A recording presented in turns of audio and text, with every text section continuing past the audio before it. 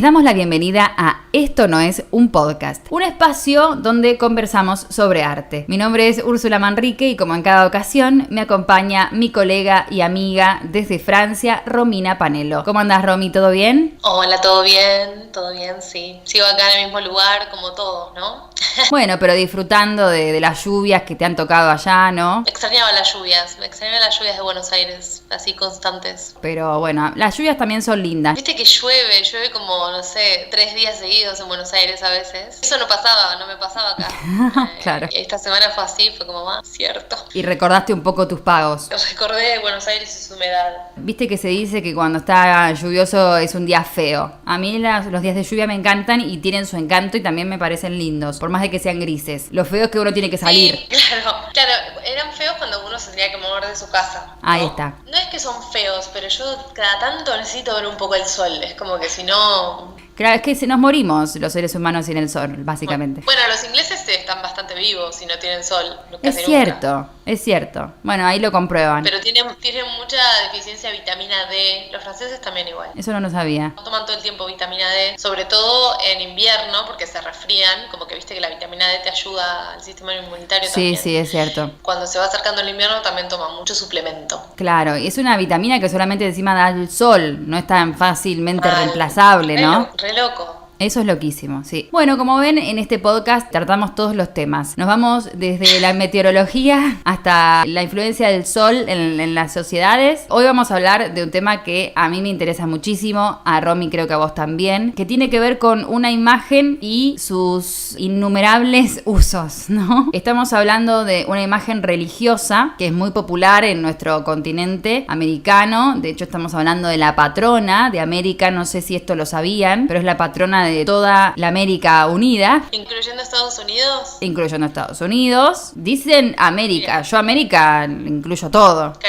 Canadá es la patrona de América, es la patrona de México y es la patrona de Filipinas. Estamos hablando de la imagen de la Virgen de Guadalupe. Sí. Muy linda imagen. Señora, ¿cómo es? Nuestra Señora de Nuestra Señora de Guadalupe, nuestra madrecita. Sí, aparte muy bella imagen. Bueno, creo que estos últimos años, como sobre todo en Argentina, pegó mucho esto de lo popular, de imágenes populares. Hoy yo creo que es una muy bella imagen de la Virgen de Guadalupe. Es muy bella imagen, sí. Bueno, entonces hoy vamos a hablar un poco de esta imagen de la Virgen de Guadalupe y vamos a hablar de ella, de sus alcances, de los lugares donde ha aparecido. De las mutaciones, ¿no? También, como que no es que la imagen cambió, pero los usos y lo que se deposita en la imagen socialmente, ¿no? Culturalmente, como que fue cambiando. Claro, eso es lo que cambia. Sí, la imagen siempre es la misma. Seguramente hay poca gente que no conozca esta imagen, pero quizás las personas que no son devotas o que no están acostumbradas a ver estas imágenes religiosas piensan que todas las vírgenes que uno ve son iguales, ¿no? Y si bien todas las vírgenes son iguales, en definitiva son la Virgen María, la Madre de Cristo, todas ellas a veces tienen distintas advocaciones y con advocaciones nos referimos a una manera de nombrar. Entonces puede estar la Virgen de Guadalupe, la Virgen de Luján, ¿no? Y demás. Que tiene que ver también esta advocación a veces con los lugares en donde estas vírgenes hicieron su aparición. Claro, o con el tipo de milagros, ¿no? También con el tipo de milagros. Claro, esta advocación es como una forma de nombrar. Y bueno, vamos a remontarnos bien al inicio y ahora vamos a hablar de la Inmaculada Concepción. Partimos de la Biblia, desde la base de las escrituras, ¿no? Y en el Apocalipsis hay un pasaje que dice: apareció en el cielo una señal grande, una mujer envuelta en sol, con la luna debajo de sus pies y sobre la cabeza una corona de 12 estrellas. Y estando encinta, gritaba con los dolores del parto y las ansias de parir. Este pasaje bíblico del Apocalipsis, del capítulo 12, fue interpretado con la Virgen María, ¿no? O sea, con la Madre de Cristo. Se hizo una representación de esta mujer, claro, de una manera como más estereotipada, ¿no? Que después se hizo estereotipo, pero una iconografía. Salió una iconografía de acá. Claro, de acá. De este relato, digamos. De este relato, sí, salió como una manera de representar a la Virgen María. Nos ubicamos en España, más precisamente en Sevilla. Este lugar, Sevilla, va a ser como una bisagra entre este resto de la península y el resto de lo que es Europa y América. Entonces acá, en este lugar, van a surgir estos tipos iconográficos que después van a ser muy importantes cuando vengan los españoles a América, ¿no? Y es acá donde inventan, de algún modo, entre comillas, la iconografía de la Inmaculada Concepción. Porque en realidad la de la Virgen, como el estereotipo de virgen era más del Renacimiento, ¿no? De Rafael, por ejemplo. Claro, ¿no? sí. Como la tipología de la cara, de las ropas. Tal cual, todo eso era más del Renacimiento, ¿no? Y acá, bueno, la imagen de la Virgen es como que están ahí compitiendo con la de Cristo, ¿no? A ver quién tiene más likes. Claro, a ver quién tiene más likes de las dos imágenes. Porque a partir del siglo XII, la Virgen empieza a tener mucho más lugar, un lugar más importante en el culto. Sobre todo este dogma de la Inmaculada Concepción, que ahora lo vamos a explicar, pero que recién va a ser dogma en el siglo XIX, o sea, en 1859, muchísimo más adelante, ¿no? Y como ya hablamos en otros episodios, en otro episodio puntualmente, ¿te acordás cuando hablamos del Bosco? Y hablamos de la Virgen como una gran mediadora entre Cristo y los hombres. Y bueno, por lo general, como vos decías, en las representaciones plásticas es casi una chica adolescente, ¿no? Puber, está bastante idealizada, hay como un tipo aniñado de Virgen que tiene los cabellos sueltos y tiene las manos en actitud de rezo o cruzadas sobre el pecho, ¿no? ¿Cómo nos damos cuenta que es una Inmaculada Concepción? Por esto, porque tiene las manos así, porque a veces aparece en los cielos, está también contenida como una forma cerrada, está como circunscripta, como ¿no? en un nimbo, ¿no? Está como medio nimbada, pero todo su cuerpo. Claro, tal cual, todo el cuerpo está como circunscripto a eso. Y tiene la luna, ¿no? Está posada sobre la luna. Claro, los elementos que vamos a ver en una Inmaculada, entonces, son la luna que está a sus pies, que puede ser invertida o no, y también está rodeada por 12 estrellas. O sea, es como la descripción que hacen las escrituras, ¿no? Y además, el modelo que vemos es el modelo de esta Virgen Inmaculada de estampita, podríamos decir. Vemos estos modelos en pintores como Zurbarán, que es un pintor español muy conocido, también en las vírgenes de Murillo. Y además, todo el tiempo es la Virgen mujer blanca, europea. Por supuesto, sí tiene los cabellos rizados, oscuros, su piel es blanca, ¿no? Y la Virgen de Murillo tiene, por ejemplo, un planteo distinto porque a veces se la ve con los paños volantes, con la rodilla levantada. Como haciendo un paso, ¿no? Claro, como haciendo un paso. Como levantada, como haciendo un paso. Como haciendo un paso hacia adelante, tal cual, sí. Y bueno, en este momento en España es identificada con España y con la monarquía. De hecho, defender este dogma de la Inmaculada Concepción era también defender esta España monárquica, ¿no? La importancia que tenía la Virgen en España, ¿no? El dogma de la Inmaculada lo que establece básicamente es que la Virgen, al igual que Cristo, fue concebida sin pecado. Entonces, por eso sería la segunda Eva, que también lo hablamos cuando hablamos del Bosco, ¿no? Sí. Lo que viene a hacer es como a redimir el pecado. Como el linaje de gente que no pecó nunca. Claro. Tuvo la mala suerte de que el Espíritu Santo los visite. ¿Te imaginas? Una tiene miedo de quedar embarazada ya cometiendo pecados. Si no cometés ninguno, te cae. Pero no hice nada, no puede ser esto. ¿Cómo puede ser? La Virgen nació también así, sin pecado. Claro, de hecho, en las representaciones pictóricas tenemos muchas representaciones del nacimiento de la Virgen, ¿no? Que también fue concebida sin pecado, que también, no sé si se le apareció un ángel a la mamá de la Virgen. No está ese relato, me parece. No está ese relato, pero por supuesto que esto no está en las escrituras, o sea, lo que pasa con este dogma es que es un dogma de la Iglesia Católica que defienden después muy fervientemente, sobre todo, por ejemplo, las órdenes franciscanas, me acuerdo que eran fervientes defensores de este dogma. Ha habido varias discusiones en torno a esto, ¿no? Y también se discutieron en el Concilio de Trento, que hablamos, cuando hablamos de Caravaggio, cuando hablamos del barroco, ahí también se discutían esos temas sobre la Virgen, claro, sobre cómo debía ser su culto, ¿no? También había muchas sectas marianas, o sea, de la Virgen María. Muchas, es cierto. Que todo esto, como digo, no está en las escrituras, o sea, esto de que hay que adorar a la Virgen, de que en las escrituras es como que es la madre de Cristo, que fue elegida para engendrar a Cristo y nada más. Pero como que después esta importancia que se le da a la Virgen como mediadora, que se dice que ella fue concebida también sin pecado, son ocurrencias, ¿no? Totalmente aledañas a la historia original, ¿no? Se podría decir eso. Sí. Como ustedes saben, los españoles vinieron a América e impusieron... No de forma tan amigable. No de forma muy amigable, imponiendo sus creencias, ¿no? Y por supuesto, entre esas creencias... Primero imponiendo violencia. Ahí está. Y después creencias. Ahí está. Sí, de hecho, también, bueno, la llegada a América de Colón tiene mucho que ver con una cosmovisión religiosa, ¿no? Por supuesto. De la España también, como de esto de expandir el catolicismo por el norte, sur, este, oeste, ¿no? Por los 4 puntos cardinales. Tiene mucho que ver con eso. Entonces, bueno, sí, más allá de que hubo un genocidio, también hubo una conquista cultural, ¿no? Mucha destrucción cultural y por ende como un reemplazo o un intento de reemplazo. Ahora lo vamos a ver, ¿no? Tal cual. Y bueno, lo que sucede es que la imagen de la Virgen llega a América, pasan muchísimas cosas, vamos a adelantar en algunos siglos, sí. Y nos referimos a la Guadalupe porque la Guadalupe sería una especie de inmaculada, ¿no? Porque si ustedes ven la imagen, ¿cómo es esa imagen? Tiene estas 2 estrellas, tiene la luna por debajo. Claro, tiene los atributos de una inmaculada. Claro, tienen todos los atributos de una inmaculada concepción, entonces podemos decir que es una inmaculada concepción. Pero a la vez, esta iconografía de la Guadalupe es inédita a su vez. Ahora vamos a ver un poco por qué. Pero me gustaría saber cómo es el tema de la aparición de la Guadalupe, cómo es que se presenta, ¿no? Porque vieron, las vírgenes aparecen de repente, dicen, hola, ¿qué tal? Acá estoy. ¿Aparecen solamente o aparecen en general relacionadas con un milagro? Como que hacen algo y la gente, bueno, ahí donde aparecieron les hace un templo, una iglesia, sí, capilla como o algo así. La de Satanudos, no sé cómo apareció la de Satanudos, pero la de Luján, todas tienen como su pequeña historia. Todas tienen una historia, eso está buenísimo. Sí, me acuerdo de una que era europea, no me acuerdo ahora bien cuál, que se le apareció a 3 niños. Y bueno, la gente que, digamos, experimenta estas apariciones, después de esto no vuelve a ser la misma. Exacto.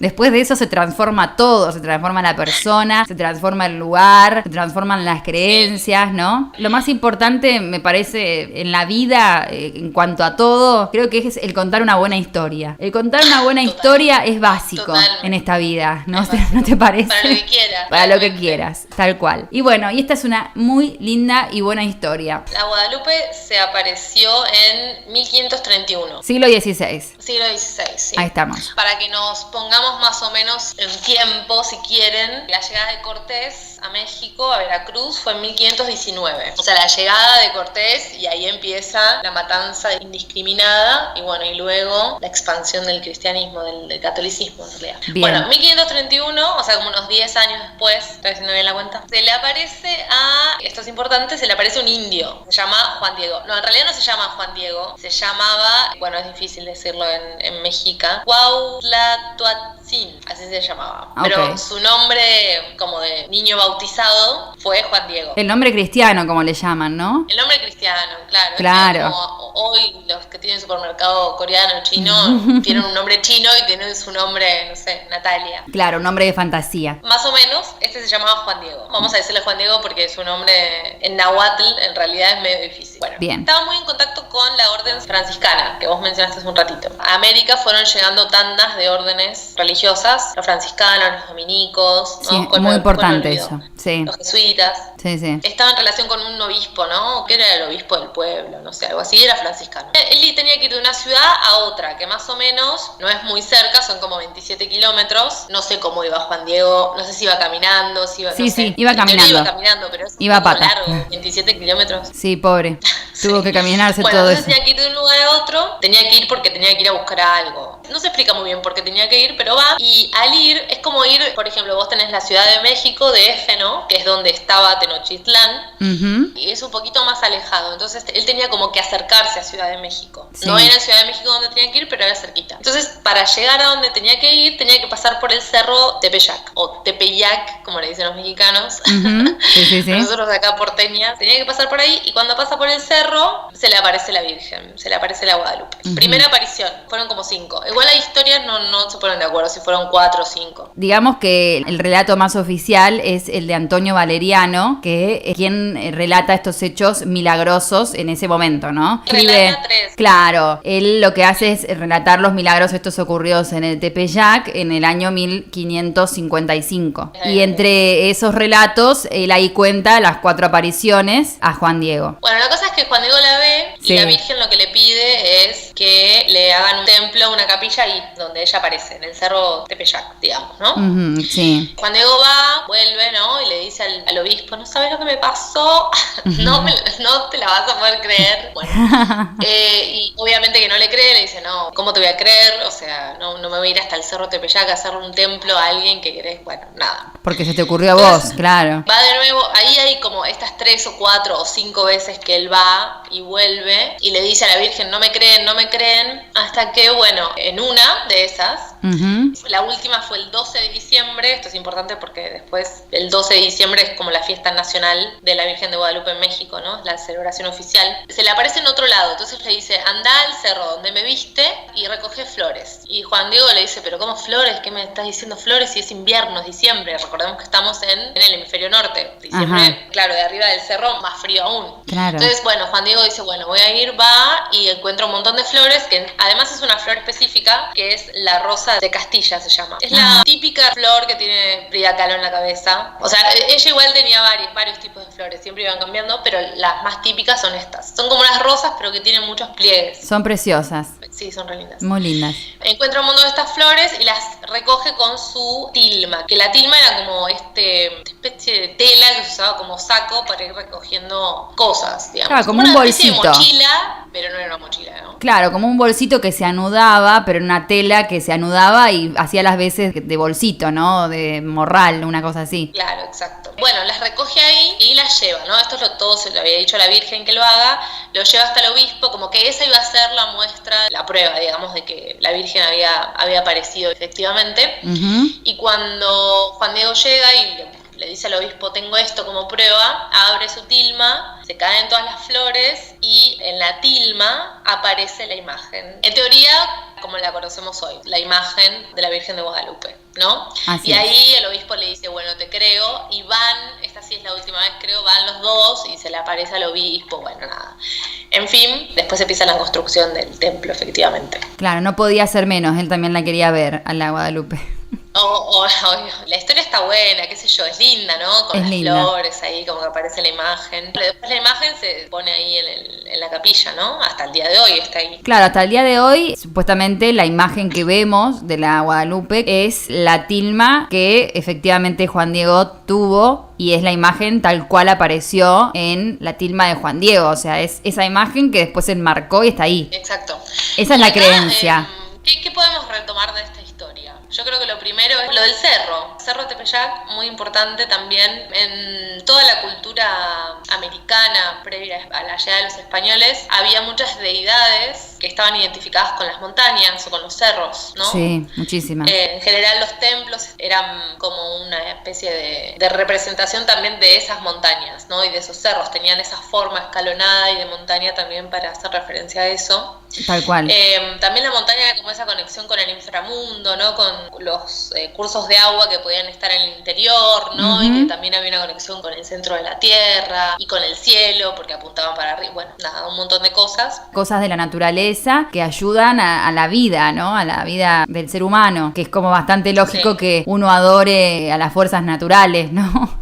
Porque bueno, son la tierra que te da de comer, lo que te da agua y demás, es bastante lógico que las culturas prehispánicas tuvieran como dioses o consideraran sagradas estas cosas, ¿no? Exacto, además también, que bueno, después más tarde lo vamos a relacionar, pero en este cerro Tepeyac, o Tepeyac, como lo quieran decir con el acento que quieran, también era el lugar de culto de una deidad azteca, que estaba relacionada con la madre tierra, digamos, o con la idea de la diosa madre, o la diosa de todos los dioses, que también vamos a hablar en un ratito. Tenía unos atributos y estaba relacionada con la fertilidad. Creo que esto es lo primero. Después, con que se le aparece un indio, ¿no? O sea, como que todas estas cosas, decimos, no son casualidad. Como que haya aparecido en un cerro, por toda esta carga que el cerro tenía, como vos decís, y que se le aparezca justamente a un indio. Claro, porque Juan Diego ni siquiera era novohispano, o sea, no era español nacido en territorio americano, ni mestizo, era indio, era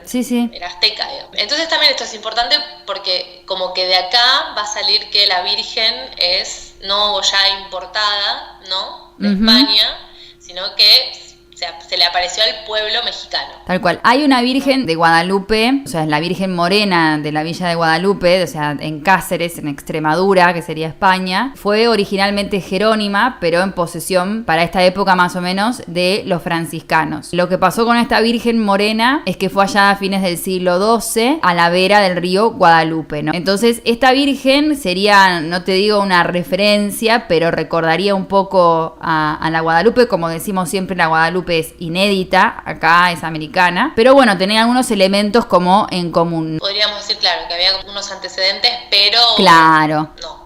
Pero no, había antecedentes, pero no. Sí, es re importante lo que decís, que era morena. Como habíamos dicho, la iconografía de la Virgen es una mujer blanca, ¿no? Europea. Y acá a Juan Diego se le aparece morena, una virgen morocha, digamos. Claro, con una piel así trigueña, no tan blanca como las europeas. Entonces esto también ayudaba a una especie de identificación. Sí. Bueno, y acá, a partir de que se aparece, ¿no? En el siglo XVI, empiezan un montón de discusiones otra vez alrededor de las vírgenes.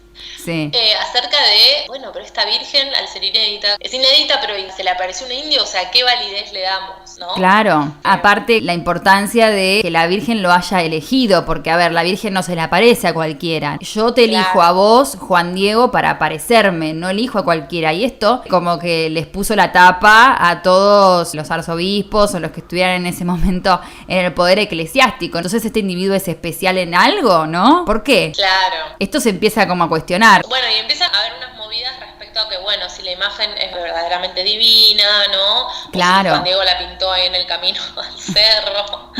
Puede pasar. Después, bueno, hubo un momento que se le pidió al Vaticano, como 100 años después, la validación, ¿no?, de esta virgen, y se rechaza. Esto fue como en el 1660. Y después, más tarde, bueno, sí, se dice que sí. Pero en el medio también hubo pruebas, ¿no?, respecto a la pintura en sí. Claro. La imagen. Sí, por supuesto que todas las explicaciones eran, o todos los cuestionamientos que se hacían sobre la imagen y demás, las explicaciones siempre eran divinas, siempre tenían que ver con la fe. Como habíamos ya dicho en otros episodios, esta es una imagen, es una de las imágenes arqueropoiética. ¿Qué significa esto? Arqueropoieta viene del griego arqueropoietos, que significa no pintada por mano humana. Claro, como que no hay intervención. Claro, es aquello en donde no interviene la mano del hombre. Como vos habías dicho, Romy, en otra ocasión, el veroícono, digamos, el manto de la Verónica, que se le llama, donde Cristo dejó impreso su rostro, ¿no? Y formó una imagen. Esto también sería una imagen arqueropoiética, es decir, nadie la hace, no la hace un ser humano. Vos decís, bueno, pero es una pintura, es una pintura en una tilma que yo claramente puedo ver que tiene colores, que tiene un dibujo, que tiene una composición. Es una virgen pintada, dice uno, ¿no? Sí. Y ellos sostienen, la iglesia sostiene, y todos los creyentes en la Virgen de Guadalupe sostienen que no, que esta imagen fue impresa en la tilma por acción divina. Porque además, en teoría, como lo que sucede generalmente es que, bueno, se tiene la aparición, ¿no? La persona la ve y después la pasa a pintura, o en relación a las descripciones que va haciendo, claro, se la pasa a pintura, pero acá es como que la imagen se imprimió así, ¡pum!, claro, divinamente. Que él no dijo cómo era, sino que la trajo consigo y la desplegó enfrente del arzobispo y listo, y apareció la Guadalupe. Esa es la historia. Sí. Pero nos gustaría a nosotras ahondar un poco más de cómo era la pintura y qué pasaba en la pintura en esta época, porque en definitiva se apareció en forma de pintura. Claro, en realidad se llamaba Nueva España, México en este momento, ¿no? Nueva España, sí. Y la pintura, ¿cómo estaba? La pintura novohispana. Como dijimos, la Virgen entonces aparece a mediados del siglo XVI. Y más adelante, en el siglo XVII, a pesar del Concilio de Trento, ¿no?, esto que se estableció en el concilio, la imagen es una cosa y lo que significa la imagen es otra, ¿no? Esto se había establecido. Sin embargo, los religiosos que vinieron a evangelizar a nuestras tierras americanas pusieron mucho énfasis en esta imagen encarnada, o sea, la imagen es la deidad. Esto se quería evitar para no caer en idolatrías, para no caer en esto de que se adoraba la imagen de una manera bastante más pagana. Sin embargo, no se lograba. Se se consideraba la imagen como la deidad en sí, como la deidad encarnada. Con esto quería luchar el Concilio de Trento, digamos. Claro. En Europa como acá, como que se da más o menos al mismo tiempo la pelea por las imágenes, ¿no? La guerra contra las idolatrías, en Europa como acá. Y acá era mucho más fuerte porque, bueno, por ejemplo, lo que hablamos del cerro, ¿no? El cerro era adorado en sí, como cerro, no como la representación de, no estaba ese concepto de representación de, sino como que las cosas eran sagradas o tenían esta característica divina, claro, de por sí. Claro, per se. Entonces se adoraba el cerro, se adoraba el fuego, se adoraba, no sé, a los pájaros. Y acá lo que se quería evitar era esto. O sea, digamos que no hubo un problema tanto en los pueblos americanos en aceptar esta nueva deidad, la Virgen o Jesús. Como bueno, sí, los metemos adentro de toda nuestra lista de deidades, pero claro. Bueno, el problema era de los españoles que no querían las otras deidades, ¿no? Tenían que ser solo estas. Entonces, en ese intercambio, en esa imposición, hubo ahí como, bueno, con Úrsula vamos a tratar, nosotras nos ponemos del lugar que, bueno, hubo una resistencia. Por supuesto. En, punto, en cuanto a, bueno, como visiones diferentes, religiosas, culturales, ¿no? Y bueno, entre lo que me imponen y lo que yo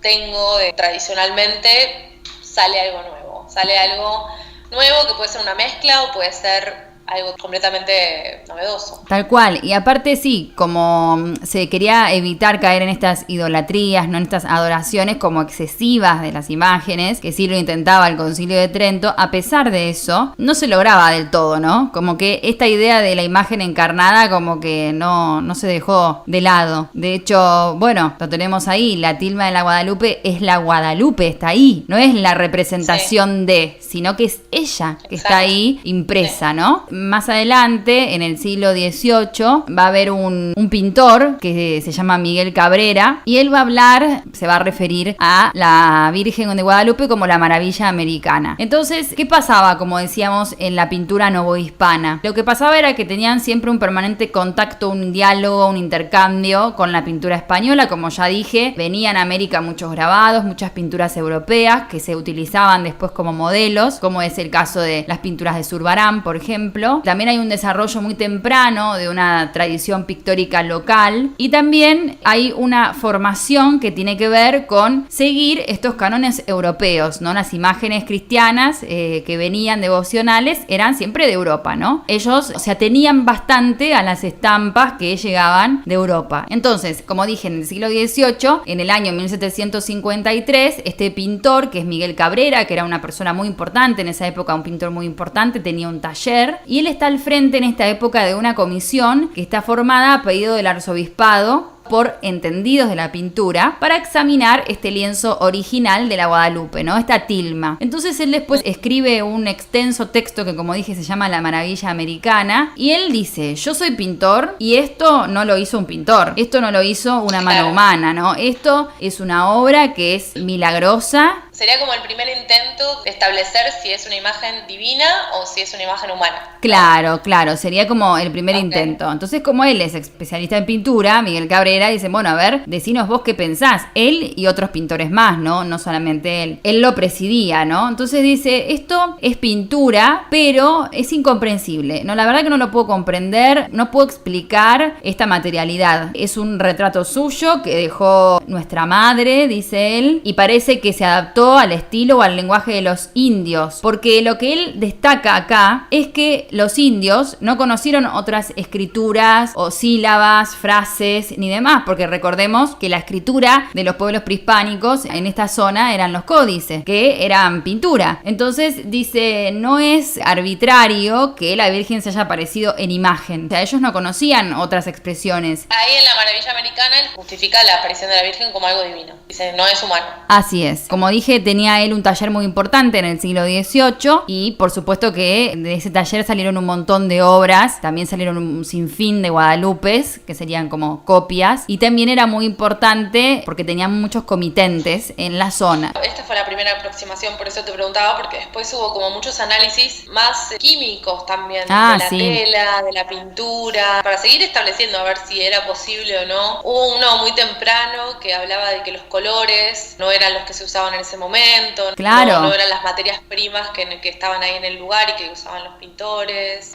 Cuando Miguel de Cabrera habla de la Virgen y de que se haya aparecido en pintura, también lo que hace es ennoblecer el trabajo del pintor. La verdad que la tarea del pintor es muy importante. Aparte acá los pintores también se querían como separar del artesano. No somos como un herrero o como otro artesano. Somos especiales. Nuestro trabajo es digno porque tenemos que ser sabios, tenemos que ser devotos, o sea, no solamente somos pintores, sino que creemos en lo que estamos pintando. Cuando pintamos imágenes religiosas, somos virtuosos, tenemos estos modelos de religiosidad que necesitan siempre una instrucción especial, así que somos gente instruida. No podemos no creer en estas cosas y producir estas imágenes. Debemos conocer los temas religiosos. Entonces, de este modo, ¿qué hacen? Justifican su labor, porque nadie podía refutar en ese momento la necesidad de tener estas imágenes, ¿no? Apegadas a la fe, que impulsan la devoción. Entonces, al tener este trabajo tan noble, la labor del pintor era puesta en muy alta estima en la sociedad toda. Entonces, él lo que hace es como que argumenta en favor de la pintura. De hecho, no sé si recordás, Romy, que decían esto de San Lucas. San Lucas fue el primero que pintó el retrato de la Virgen. Para la cristiandad, la pintura es muy importante. Si no tienen las imágenes, ¿qué hacen? Que en definitiva un poco de razón tenían, ¿no? Este evento, ¿no? De la aparición de la Guadalupe, como, bueno, me voy a agarrar de esto para posicionarme en otro lugar como rubro.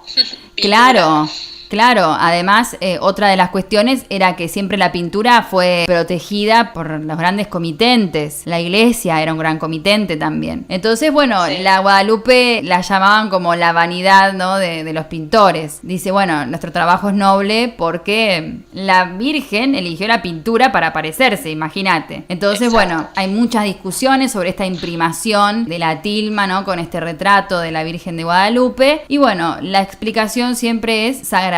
Y lo que vos decías tenía que ver con un documental que si tienen Amazon Prime, no nos pagan nada, pero vamos a hacerles... Nos haga un canje Amazon. Claro, hacerles publicidad. Hay un documental que se llama La Guadalupe, en el que habla de todos estos temas. Y bueno, también se habla de que muchos especialistas en análisis de imágenes le han hecho zoom a las pupilas, a los ojos de la Guadalupe, y ahí se reflejan imágenes, o sea, en las córneas se reflejan figuras en espejo en ambos ojos. O sea, como que estas figuras son idénticas, ¿no? Y además uno aparentemente parecía un indio, como que estaba ahí Juan Diego, que lo estaba mirando. Eso no lo sabía.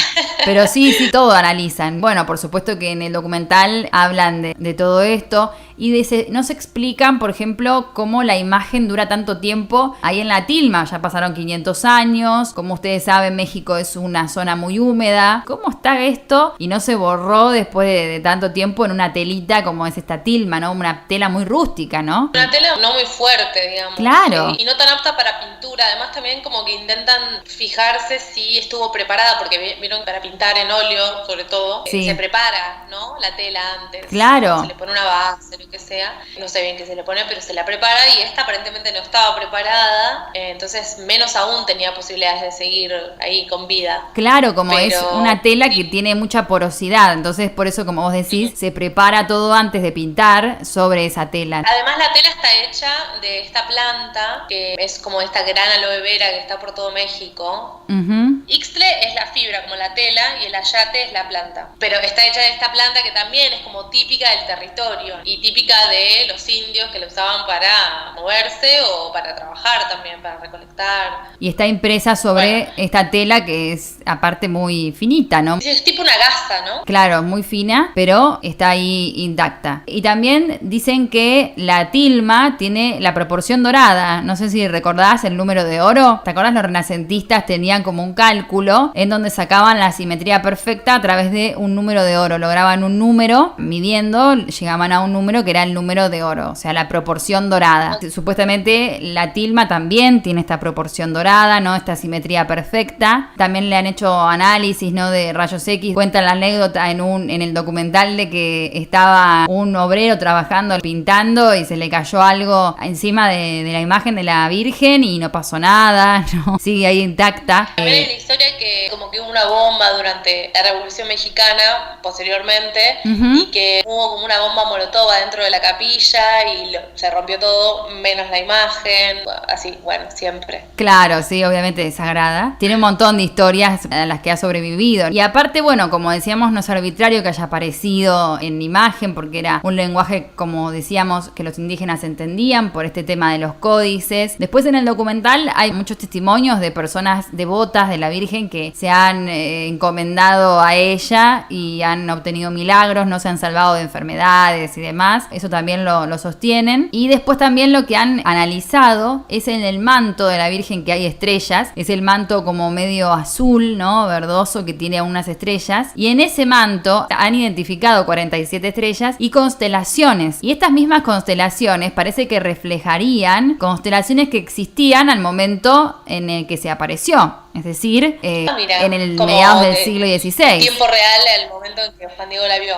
Claro, como que compararon este manto, es como, ¿viste ese entretenimiento de unir puntos? Acá también unieron puntos formando constelaciones con el manto de la Virgen y ahí compararon este mapa de constelaciones de esa época con el manto y coincidían. También dicen, bueno, si yo sumo esto más lo otro y, bueno, unas cuentas medias extrañas con las estrellas del manto de la Virgen de Guadalupe, obtengo una melodía musical, también una armonía. Y bueno, hablan en el documental de todos estos temas, los religiosos hablan de que hay una relación entre los sacrificios prehispánicos. Como ustedes saben, las civilizaciones prehispánicas en algunas ocasiones hacían sacrificios humanos, era una creencia. Y bueno, tiene bastante similitud con lo que es la crucifixión de Cristo, porque la crucifixión de Cristo no deja de ser un sacrificio de Cristo en nombre de la humanidad para redimirnos a nosotros, pecadores. Pecado, ¿no? Y en un momento un religioso en el documental dice, bueno, la Virgen de Guadalupe les está diciendo a la civilización americana, ustedes ya no tienen que hacer ningún sacrificio, ya no va a haber ningún sacrificio humano, no se tienen que sacrificar más, sino que yo voy a dar lo que más quiero para que ustedes se salven. Entonces es como un sacrificio de la Madre de Cristo diciendo, yo estoy dando a mi hijo unigénito para que ustedes puedan ser salvados también, así que ustedes no los tienen que hacer más. Claro, porque, o sea, lo que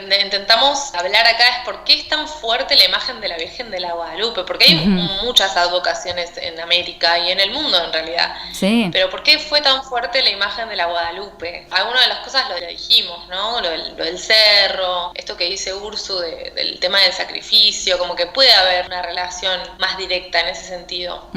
Otra de las razones por las que puede ser fuerte es porque también se relaciona con una deidad muy importante en Mesoamérica, que es la Coatlicue. Hay muchas similitudes con la Coatlicue. La Coatlicue era una deidad mexica, podemos decir, azteca, que era como la reina de todas las deidades.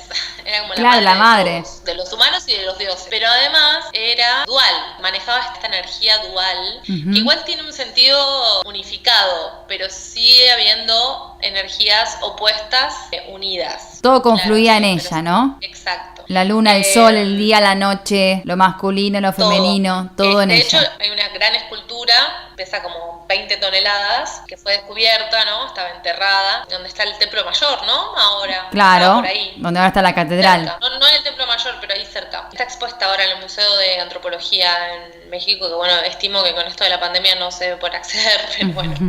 Igual nosotros vamos a subir todas las imágenes que se puedan. Bueno, es enorme, como dije, 20 toneladas. Tiene miles de pequeños detalles, que bueno, no vamos a entrar en todos, pero vamos a ver algunos. El cuerpo es antropomorfo, es decir, parece un cuerpo humano, pero no. La cabeza se forma por dos serpientes que se están enfrentando. La serpiente como esto que se relaciona con la tierra y con lo bipartito. ¿Vieron la lengua de la serpiente que es bipartita? También esas dos serpientes forman una cara que además es una cara de un felino. Esto se usaba mucho, usar oposiciones de diferentes animales para que formen otra imagen. Claro. Bueno, y es la diosa de la humanidad, como les dije, es la madre de la vida, y también genera muerte, ¿no? Está la vida y la muerte siempre presente en estas culturas. Tiene una falda que está en movimiento, también hay serpientes que se entrelazan, representan esta energía creadora de vida. Hay una parte que tiene como circulitos, con otros circulitos adentro, no sé si te acordás. Sí, me acuerdo de eso. La representación del jade. El jade se relaciona con la adoración al agua, como a los tres líquidos sagrados, el agua, la sangre y el semen. Vida y muerte están ahí todo el tiempo. De hecho, la Guadalupe abajo de sus manos tiene también como esta flor de 4 pétalos que tiene que ver ver también con claro. eso. Uh-huh. Tiene los senos flácidos, como que es la madre, ¿no? Que le dio de amamantar a toda la humanidad.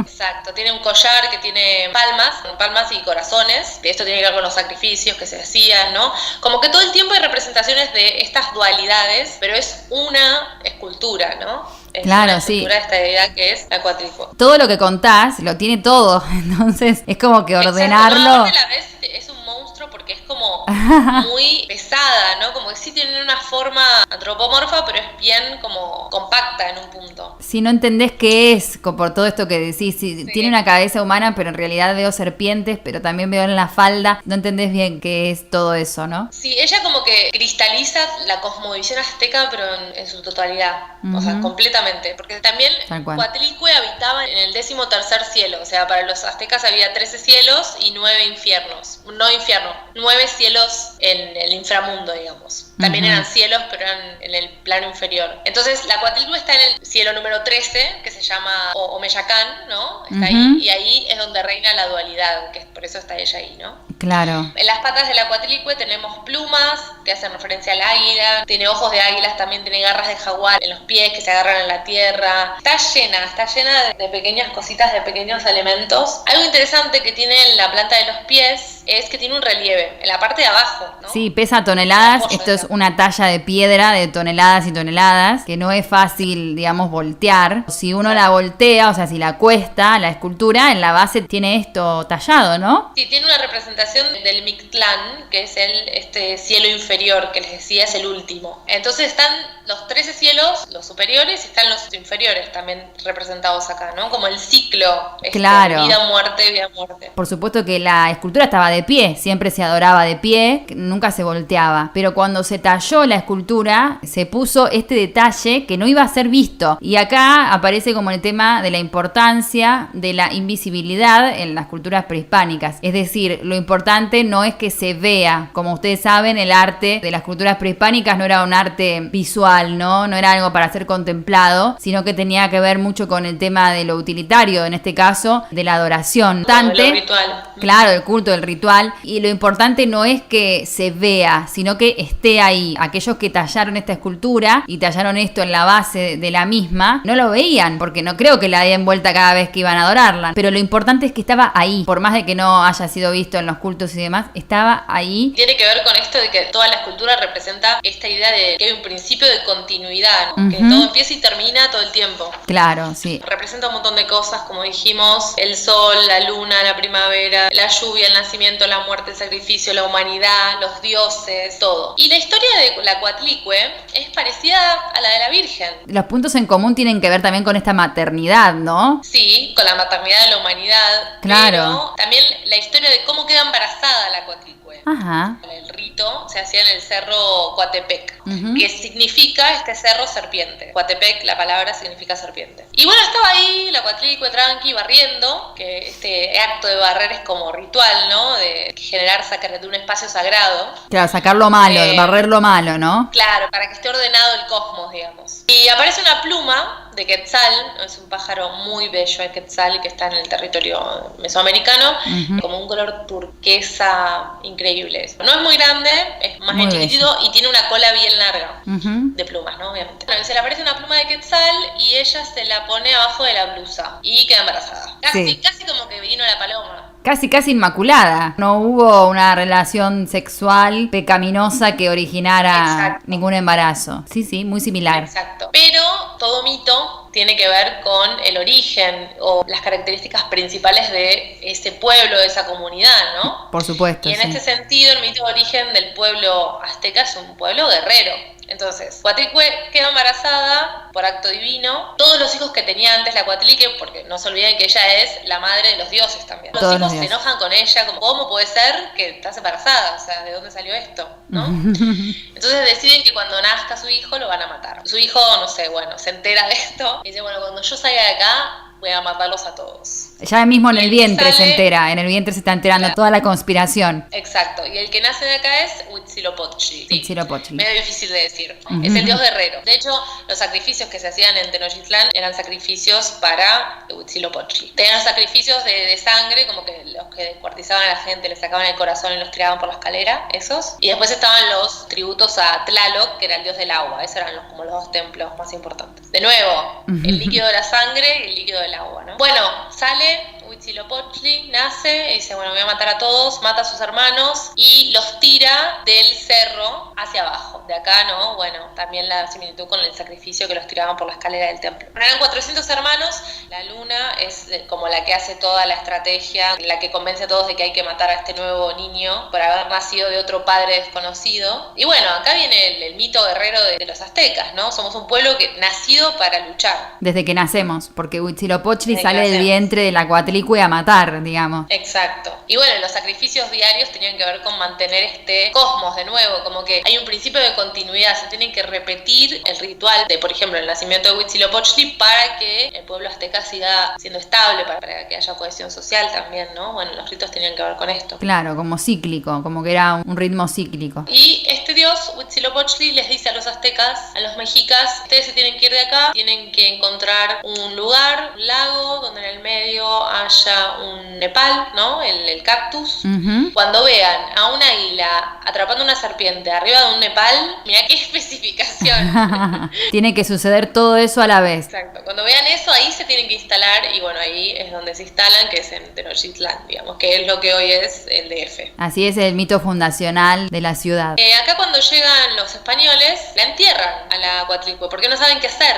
No saben qué es. Entonces se la entierra, tiene 3,50 metros, un ancho de casi 1,5 metros, profundidad de perfil tiene 45 centímetros, ¿no? Es como imponente. Les debe haber asustado cuando llegaron, porque es difícil de ver, es como monstruosa. Y se la entierra en la universidad, que está ahí cerca del Templo Mayor, en el siglo XIX. Y algo interesante, no sé si vos lo tenés a Humboldt. Sí, lo tengo al chico ese, sí. El chiquito este que se vino a Sudamérica. Era como el mochilero, el primer mochilero. ¿No? Después de Humboldt son todos iguales. Que vino a hacer Sudamérica. Humboldt llega a México y dice, quiero estudiar la Coatlicue, la quiero ver. Humboldt también venía de Europa, tenía contactos con la realeza en Europa. Le dicen, bueno, dale, la vamos a desenterrar por vos. La cosa es que la desentierran y él, no sé, va a acompañar a un tipo a la casa y cuando vuelve, haber tardado 30 minutos, la habían vuelto a enterrar. No se sabe por qué. Yo creo que es porque, bueno, los mexicas al verla habrán dicho, volvió nuestra diosa, ¿no? Ay, entonces claro. También para evitar esto que hablamos de la idolatría, que se la escondía. Después, más o menos en 1820, viene un empresario, trabaja con el circo, con hacer espectáculos, shows, y también pide que se la desentierre porque quiere hacer moldes. Hace moldes de la Coatlicue y de otras esculturas más, y lleva los moldes a Europa y hace exposiciones. Mirá. Y bueno, en 1825 finalmente la desentierran y la llevan al Museo Nacional. Pero todo esto siempre, ¿no?, ocultando la imagen de la Coatlicue del pueblo mexica. Podemos relacionarlo, como dijimos, la historia un poco a la de la Virgen, a esto que es la madre, a los sacrificios, ¿no? Sí. Puede tener que ver. De hecho, lo que habíamos mencionado antes, Cerro Tepeyac, donde estaba esta otra divinidad que tiene atributos de la Coatlicue, es como en realidad diosa de la fertilidad más que nada. Ahí estaba su templo, como dijimos,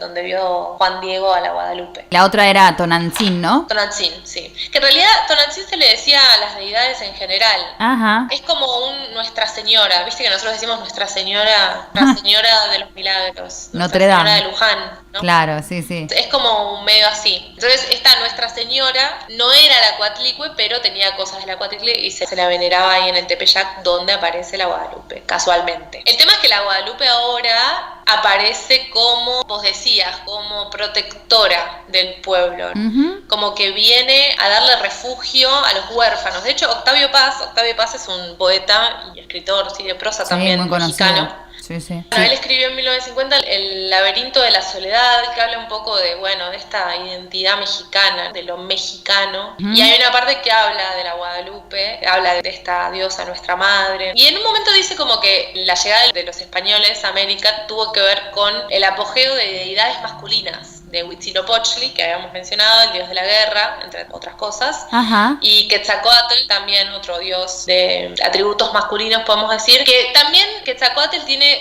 algo relacionado con Jesús, porque les enseña al pueblo azteca a sembrar el maíz, y después se va y dice que va a volver. No dice cuándo, pero dice: yo voy a volver a que me devuelvan todo, básicamente. Octavio Paz dice que cuando llegan los españoles es el apogeo de estas dos deidades, que puede ser que la aparición de la Guadalupe sea como que se derrotó a estos dioses aztecas, americanos, ¿no? Sí. Y se dio fin a ese ciclo cósmico, y por eso también puede ser que la Virgen de la Guadalupe haya tenido más popularidad, ¿no?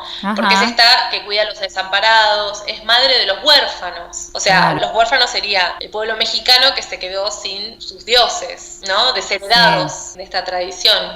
Está bueno, me parece. Sí, muy bueno. Tiene sentido. Sí, hay muchos escritores que se han preguntado por este fenómeno también del guadalupismo, se le dice. Hay un autor, se llama David Brading, que también se pregunta sobre esto y dice, bueno, ¿cómo se explica este fenómeno al que acudieron los criollos, estos novohispanos, para otorgarse de algún modo una identidad? Entonces lo que él postula es que hay dos tradiciones historiográficas que prevalecen, una es la criolla y la otra la indigenista, ¿no? Entonces lo que él dice es que la tradición indigenista desplazó de algún modo a la criolla, porque bueno, la singularidad de la Virgen de Guadalupe es el carácter milagroso de esta impresión, ¿no? de su imagen en el ayate, de un pobre indio que pasaba. Entonces esto lo que hace es dotarla a la Virgen de una condición única en todo el mundo, porque ni siquiera en España había pasado esto, ¿no? Por supuesto que, aunque es declarada, como yo dije al principio, patrona de toda América, la Virgen de Guadalupe siguió considerándose como virgen particular de los mexicanos. Que esto no podía dejarse pasar por todos los que ansiaban obtener y a la vez mantener una identidad propia. Entonces, en ese momento, lo que pasa es que el guadalupanismo y el nacionalismo se conjugaron, ¿no? De algún modo. Entonces, la Virgen pasó a ser identificada con algo muy nacional. Es como que fue, sí, un proceso paulatino, ¿no? Ya desde el siglo XVI. En 1990 fue canonizado Juan Diego. Hasta nuestros días casi llega, ¿no? Todo este proceso.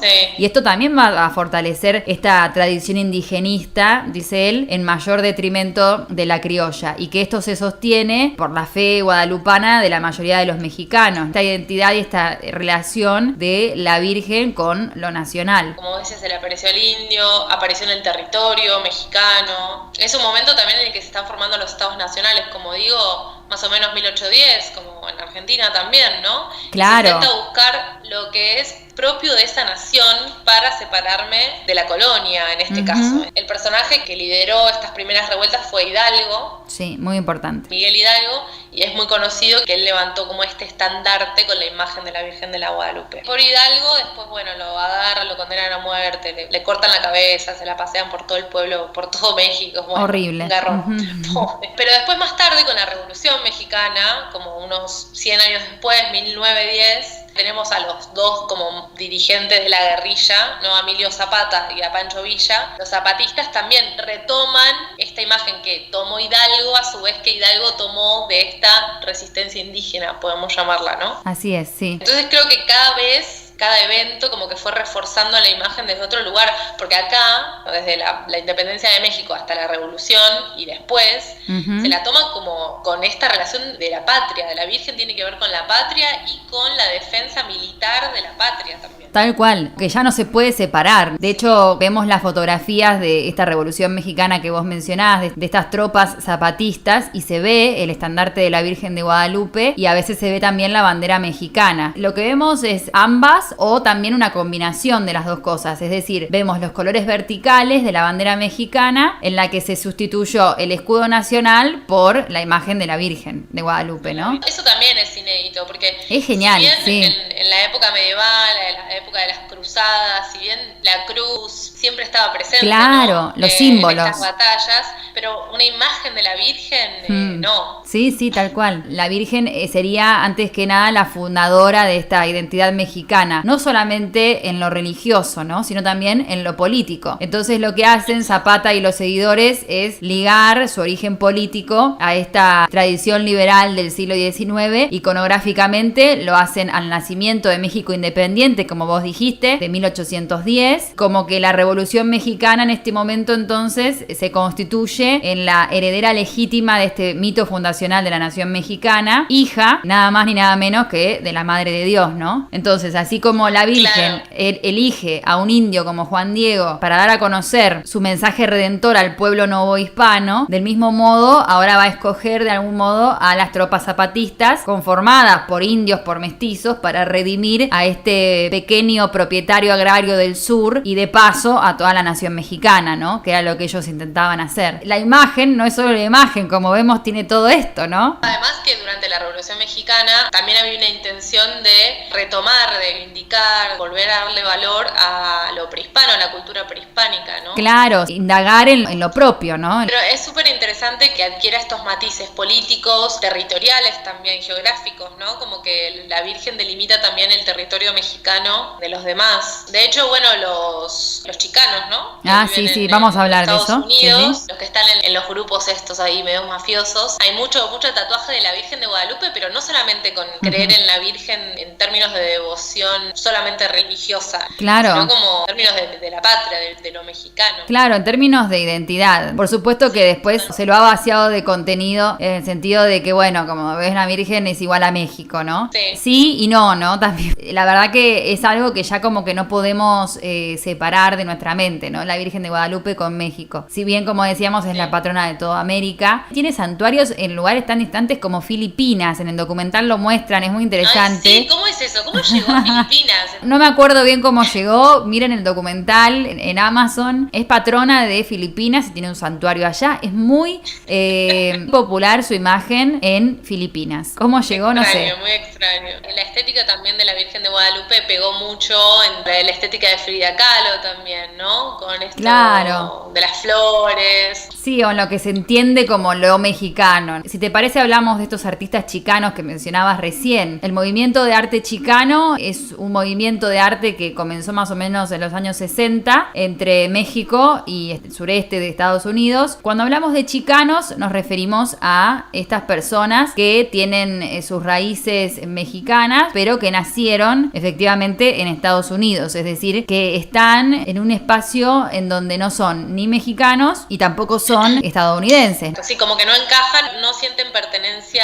a ninguno de los dos territorios, digamos. Claro, tal cual. Entonces, por supuesto que a diferencia de la mayoría de los mexicanos, los chicanos tuvieron que enfrentar el racismo norteamericano de manera cotidiana, ¿no? Porque tienen estas raíces y nacieron allá, pero tampoco son considerados por sus conciudadanos como ciudadanos legítimos, ¿no? Se podría decir. Entonces, esto resultó en la producción de una literatura, de una historia, de una cultura que está caracterizado sobre todo por una resistencia. Vamos a ver en las composiciones y en el arte de esta cultura chicana, sobre todo mucha protesta. Una de las artistas chicanas que podemos mencionar es Yolanda López. Hizo una serie en el año 1978 que se llamó La Serie de la Virgen de Guadalupe. Yolanda López se definió a sí misma como artista política chicana. Ella nació en el 42 en San Diego, California, y también, como decía, es de ascendencia mexicana porque sus abuelos inmigraron desde México a los Estados Unidos en el año 1918. Entonces, estamos ante una artista que tiene esta étnica chicana, por supuesto entendiendo por chicanos a lo que dije anteriormente, a estos descendientes de los mexicanos que permanecieron en estas tierras en la frontera de Estados Unidos y México. Entonces, lo que ella hace en el año 1978 es una serie que se llama La Virgen de Guadalupe. Esta serie está compuesta por 3 obras en las que retrata a 3 mujeres con diferentes etapas vitales. En un cuadro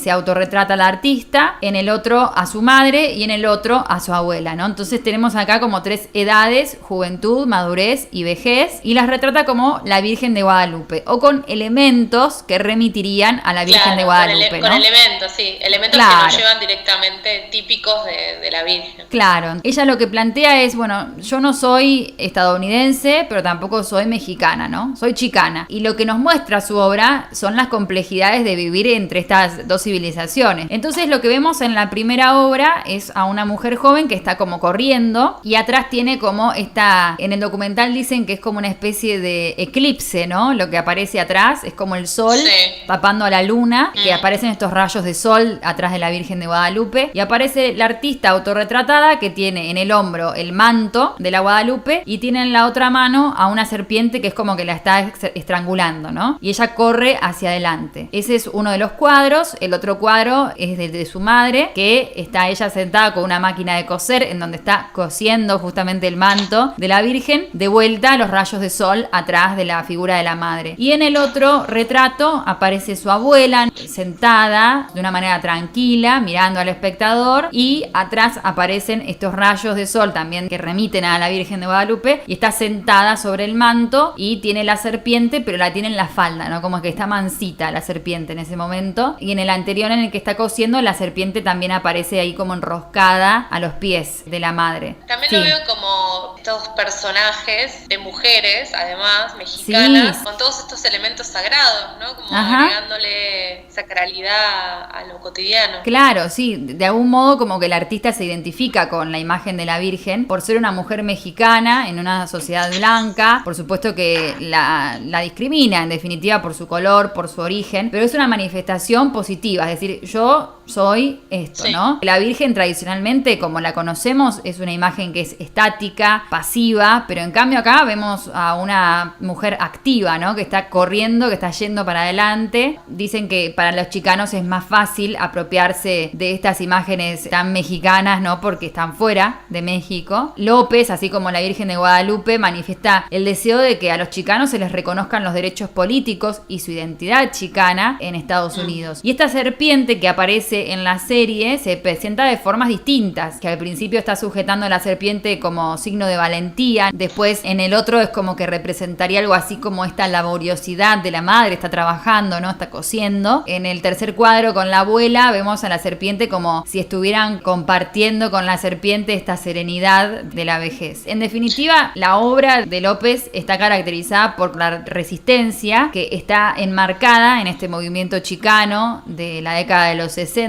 y que pretende contar, como decía, con estos mismos derechos, con el acceso a todos los ámbitos, al político, al económico. Además porque los chicanos, como muchos inmigrantes de Estados Unidos, no solamente de México, también representan la mano de obra del país, ¿no? En ese momento. Y creo que las mujeres acá están vestidas también como trabajadoras, por ejemplo, de la casa, ¿no? Claro, tal cual, la mujer trabajadora.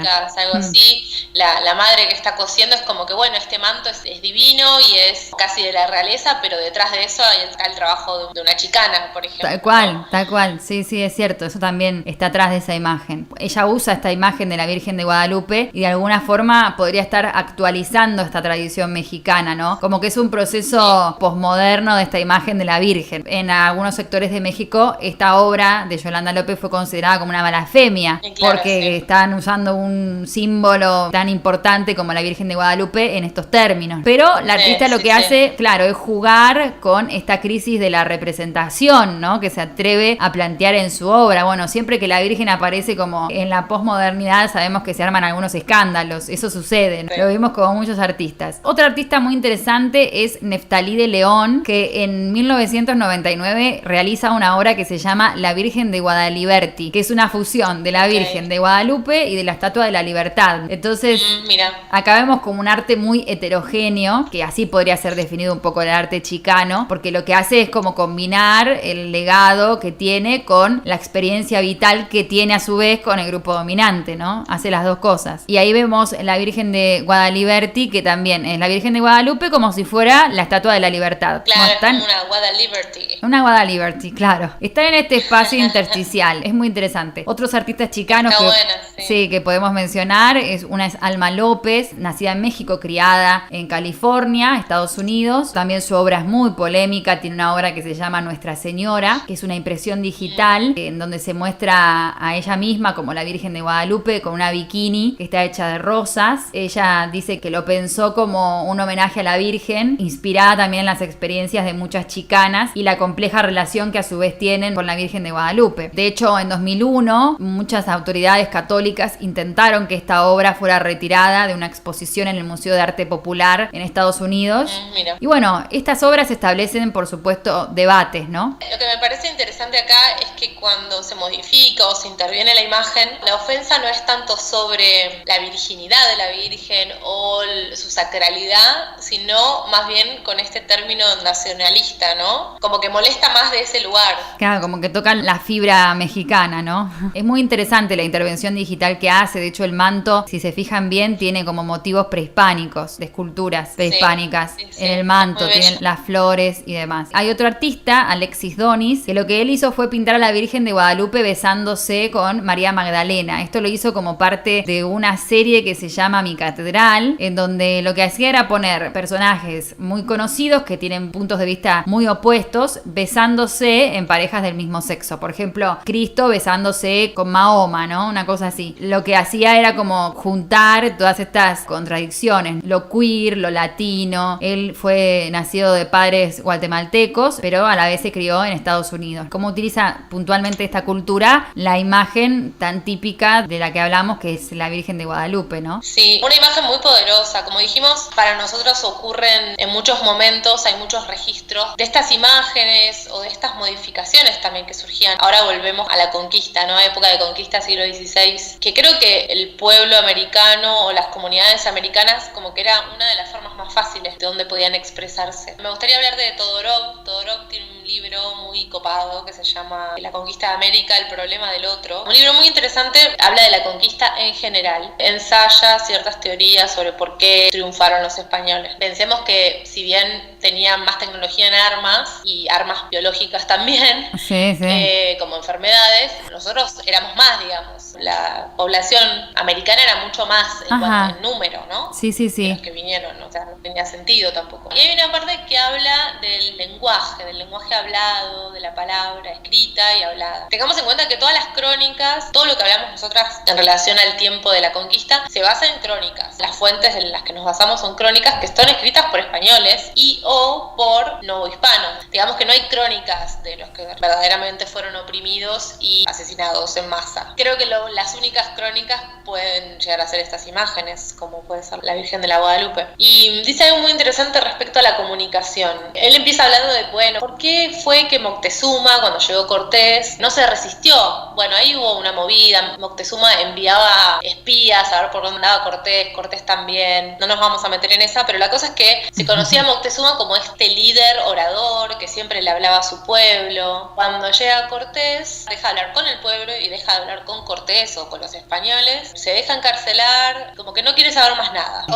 O esa es la impresión a través de las crónicas. Todorov empieza a preguntarse por qué y dice, bueno, es que en realidad casi se quebró un orden cósmico, porque las comunidades y los pueblos americanos tenían una costumbre de comunicarse entre sí con la naturaleza diferente a la europea. Él decía, Moctezuma era un líder, pero era un líder que todo el tiempo le preguntaba a los dioses qué hacer. También tiene que ver con una concepción diferente del tiempo. Tiempo lineal y progresivo es el tiempo europeo, y en estas culturas el tiempo siempre es cíclico, ¿no? Que son módulos de 20 o 52 años. Claro, es lo que hablábamos con la cuatlicue. Nunca nada nuevo en teoría sucede. Claro, es como que todo se vuelve a repetir de algún modo. Exacto. Todo el conocimiento que se tenía acerca de la naturaleza, de los fenómenos meteorológicos, de cualquier cosa, cualquier explicación respecto al mundo, era algo que venía del pasado, era algo que venía de mis ancestros y que además iba a volver a repetir. Entonces Todorov dice, acá se vivía en un mundo sobredeterminado, donde la pregunta y la comunicación con los dioses no era tanto qué hacer, sino cuándo. De hecho, se encontraron un montón de estas profecías que decían como que la llegada de los españoles estaba ya predicha. Pero bueno, también Todorov dice que hay una gran sospecha de que todos estos escritos surgieran después de la llegada y que se intentó darle una explicación a través de esto, a través de volver al pasado, porque en el pasado está todo y se vuelve a repetir. Entonces dice, bueno, los dioses para Moctezuma, por ejemplo, que se dejó de comunicar, ya no le hablaban, no había una comunicación directa. Las profecías se cumplían siempre. Entonces este choque, dice Todorov, no es tanto en cuanto a, bueno, sí es cultural obviamente, pero